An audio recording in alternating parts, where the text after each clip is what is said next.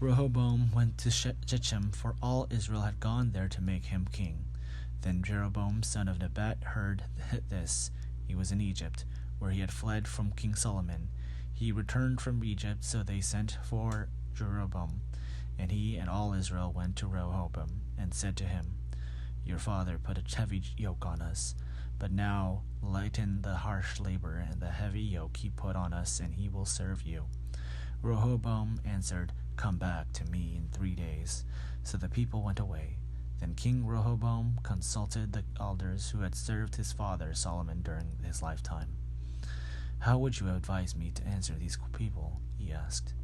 They replied, If you will be kind to these people, and please them, and give them a favorable answer, they will always be your servants.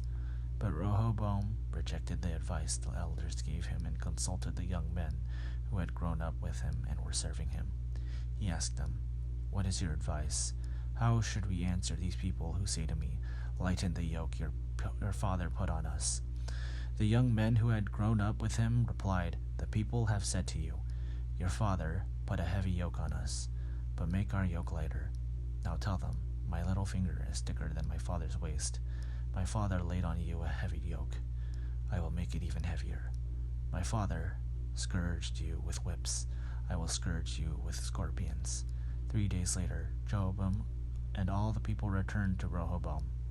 As the king had said, Come back to me in 3 days. The king answered them harshly. Rejecting the advice of the elders, he followed the advice of the young men and said, My father made your yoke heavy. I will make it even heavier. My father scourged you with whips. I will scourge you with scorpions. So the king did not listen to the people, for his turn of events was from God, to fulfill the word the Lord had spoken to Jeroboam son of Nebat, through Ahijah the Shilonite. When all Israel saw that the king refused to listen to them, they answered the king, What share do we have in David? What part in Jesse's son? To your tents, Israel. Look after your own house, David. So all the Israelites went home. But as for the Israelites who were living in the towns of Judah, Rehoboam still ruled over them. King Rehoboam sent out Adoniram, who was in charge of forced labor, but the Israelites stoned him to death.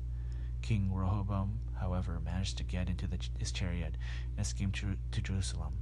So Israel had been in rebellion against the house of David to this day.